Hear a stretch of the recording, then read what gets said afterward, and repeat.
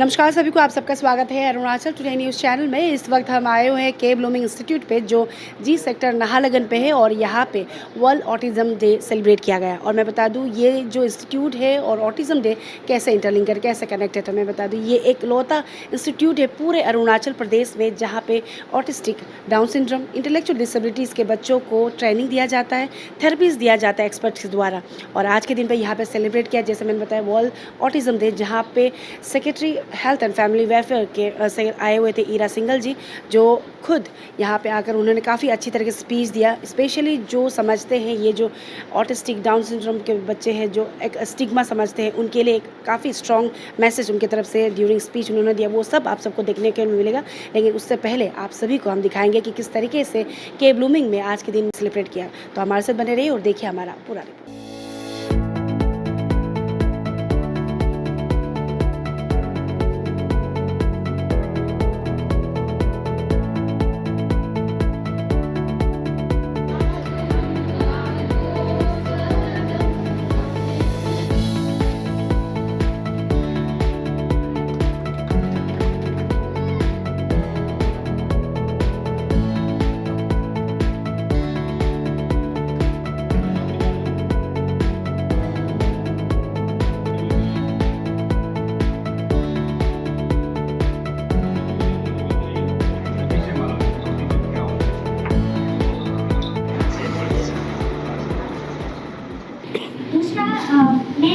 मुझे लगता है ये एक प्लेटफॉर्म होता है जहाँ पे मैं पेरेंट्स को रीच आउट करके आप लोगों को वो चीज़ बता सकूँ जो आप सोच नहीं रहे।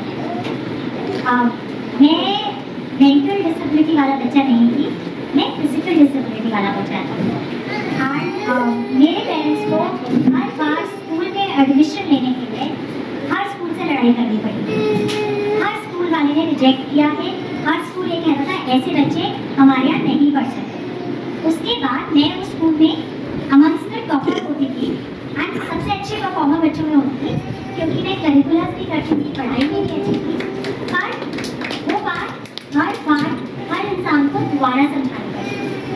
आज मैं आपको एक अपना बैकग्राउंड बताती हूँ।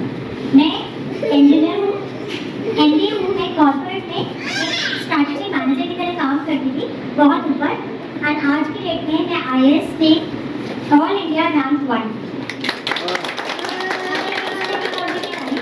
मैं ये बोल रही हूँ, ये सिर्फ इसलिए हुआ क्योंकि मेरे पेरेंट्स ने माना कि नहीं, हमारा बच्चा कुछ कर सकता है। मेरे पेरेंट्स ने ये सोचा कि नहीं, मेरे बच्चे के पास भी वो टैलेंट है, वो दुनिया में आगे जाके अपने पैरों पे नहीं, दुनिया के लिए भी कुछ कर सकता है। और सबसे बड़ी बात, आपका बच्चा जो भी बनेगा ना, और ऐसा नहीं है आपका बच्चा कुछ बनेगा नहीं, आपका बच्चा कुछ बनेगा और वो सब आपके हाथ में। जिस दिन पर आप ये मानेंगे कि नहीं, मेरा बच्चा भी कुछ कर सकता है, कोई बात नहीं, उसको अगर थोड़ी सी मेंटल डिसेबिलिटी है, पर ऐसा नहीं है कि वो किसी लायक है। यहाँ पे मैं भी देख रही थी, बहुत सारे बच्चे ट्रेनेबल हैं। मैं वही आइडिया दे रही थी। बहुत सारे बच्चे ऐसे थे जो अभी आगे जाके आपने सिखाएंगे, उनपे थोड़ी सी मेहनत करेंगे, वो बन सकते हैं। बहुत सारे ऑटिस्टिक बच्चे, डाउन सिंड्रोम के बच्चे इंटरनेशनल लेवल पे आर्टिस्ट्स हैं, इंटरनेशनल लेवल पे पेंटर्स हैं। मैं खुद जानती हूँ, उनकी पेंटिंग्स लाखों की बिकती है। हाँ, उसके अलावा बहुत सारे टीचर्स भी हैं, आर्ट टीचर्स हैं, डांस टीचर्स हैं। बहुत सारे आज की डेट में इंस्टीट्यूशंस हैं, होटल सेक्टर है, कई सारा सेक्टर है जो बच्चों को लेके, काफ़ी सारी कॉर्पोरेट्स है जैसे माइक्रोसॉफ्ट है, वो ऐसे बच्चों को लेके एम्प्लॉयमेंट देती हैं अपने यहाँ। बट वो सारे वही बच्चे एम्प्लॉय होता है जिनके माँ बाप ने माना कि नहीं, हमारा बच्चा कुछ कर सकता है। शायद आपको थोड़ी एक्स्ट्रा मेहनत लगेगी जो बाकी माँ बाप को नहीं लगे, बट अगर आप वो करेंगे तो आपके लिए वो रिवॉर्ड भी है। तो मैं इसीलिए वेट कर रही थी कि पेरेंट्स से मैं बात कर पाऊँ, बिकॉज ये सारी लड़ाई ना हम ये भूल जाते हैं, जिसको समझ नहीं आ रहा ना, उसकी जीवन बहुत सुखी है। समझ से ही हम दुखी हैं। तो ये बच्चे जो है ना, ये बहुत खुश हैं। दुखी वो होता है जिसको समझ है। सारा दुख आपकी सोच का है ना।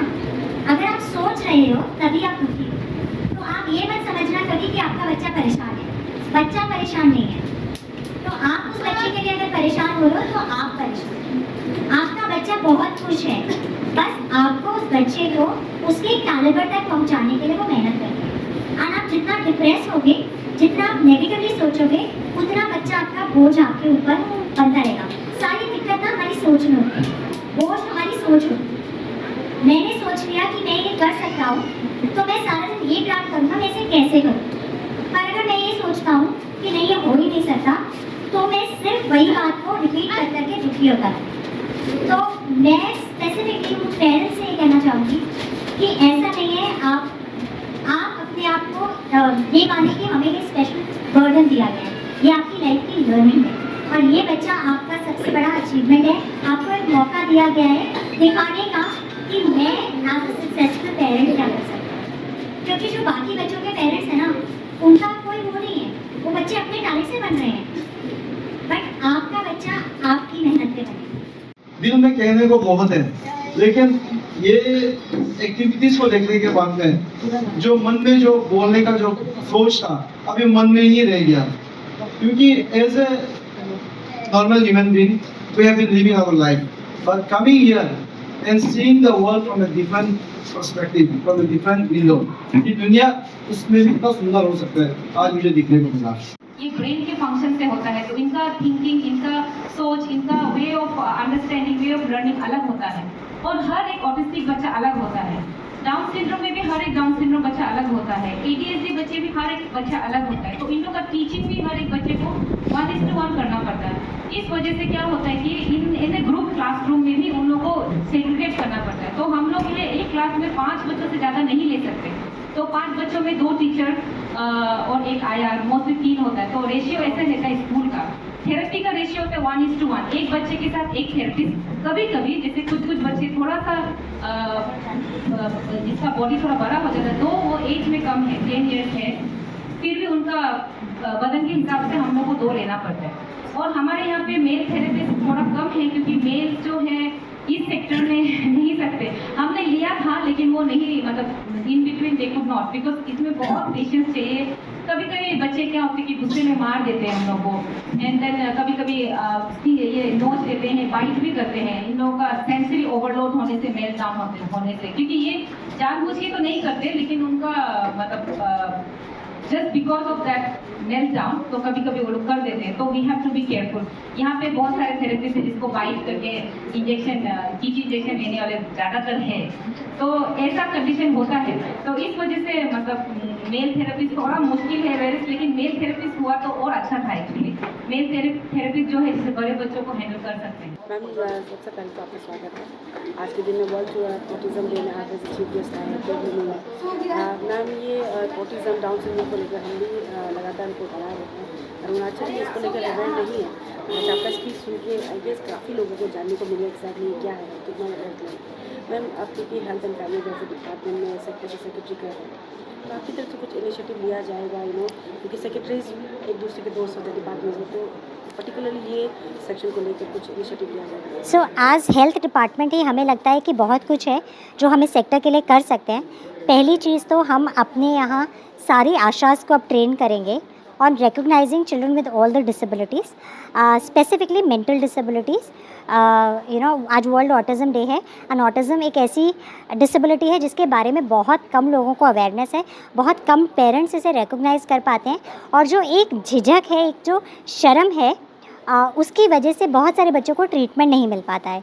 तो हम आशा वर्कर्स को ट्रेन करेंगे कि आप कैसे ये बच्चों को रिकॉग्नाइज़ करके उन्हें उनकी राइट ट्रेनिंग्स दिलवा पाएँ, उस तरह से उनको लाइफ स्किल्स दिलवा पाएँ ताकि वो बच्चे आगे जाके कुछ बन पाएँ। दूसरी चीज़, जो UDID कार्ड्स हैं उनको बनने में दिक्कत होती है, तो उसको हम स्ट्रीमलाइन कर रहे हैं। हम डॉक्टर्स पोस्ट कर रहे हैं सब जगहों पे, हम साइकाइट्रिस्ट की अरेंजमेंट कर रहे हैं, हम ओवरऑल भी मेंटल हेल्थ प्रोफेशनल्स का इंक्रीमेंट कर रहे हैं इन द स्टेट इटसेल्फ, क्योंकि ये भी एक बहुत बड़ी दिक्कत है कि इतने सारे साइकाइट्रिस्ट, साइकोलॉजिस्ट अवेलेबल ही नहीं हैं जो इन बच्चों को राइट ट्रीटमेंट, राइट गाइडेंस दे पाएँ। मैम कुछ कहें अवेयरनेस, क्योंकि सचेत डिपार्टमेंट को मैंने खुद भी सवाल रखा था इसको लेकर, क्योंकि यहाँ पे अवेयरनेस नहीं है, तो इसको लेकर हेल्थ डिपार्टमेंट कहीं ना कहीं इंटरलिंक करते हैं। जैसे ही हम आशा के लेवल पे बात करते हैं ना, वो घर घर जाती है, और जब वो घर घर जाके बच्चे को चेक करेगी तो अपने आप अवेयरनेस आएगी। हमारा एम यही है कि सबको अवेयरनेस हो, और जो सबके दिमाग में एक स्टिग्मा है ना, एक शर्म है, एक झिझक है, एक ऐसा लगता है कि कुछ ख़राब है, वो दूर करें। हाँ, तो हम बड़ी बड़ी बातें नहीं, हम ग्राउंड लेवल पे हर एक घर में हर इंसान तक awareness through the medium of Asha's करेंगे। क्योंकि मुझे लगता है आप अखबारों में बोलिए या इधर उधर बोलिए, वो कम ही पढ़े लिखे लोग ही सुन पाते हैं। हमें उनको रीच नहीं करना, हमें हर उस माँ बाप को रीच करना है जिसे समझ नहीं है। जो समझदार है वो तो मीडिया पढ़ रहा है आप लोगों के, बट जिसको समझ नहीं है उस तक हम जाने की कोशिश कर रहे हैं, जिसके लिए हम ये आशास के लेवल से एकदम नीचे के ANM आशा, उनसे ट्रीटमेंट्स के बारे में उनके थ्रू अवेयरनेस फैला रहे हैं। मैम ड्यूरिंग स्पीच में ड्यूरिंग प्रोग्राम आपने काफ़ी अच्छा स्पीच दिया। मैम जितने भी दर्शक देख रहे हैं, स्पेशली जो ऐसे बच्चों के माँ बाप है जो खुद अभी जैसे आपने कहा कि स्टिग्मा समझते हैं, आपकी तरफ से क्या पीस ऑफ एडवाइस है, सजेशन देना चाहिए?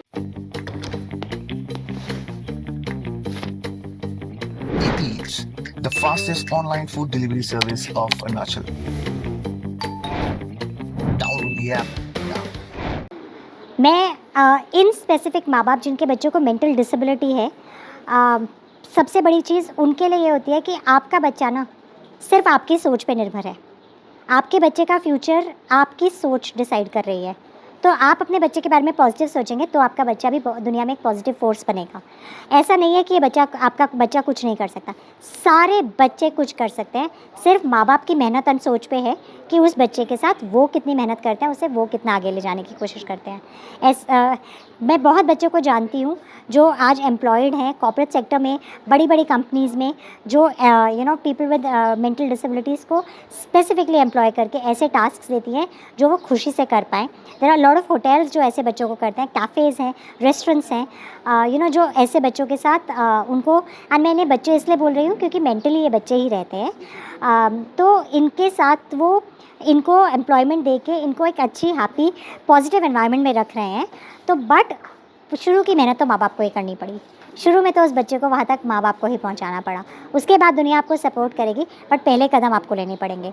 तो आप अगर वो अपने बच्चे के लिए पहला कदम ले पाएंगे तो बाकी लोग आपके साथ जुड़ते जाएंगे।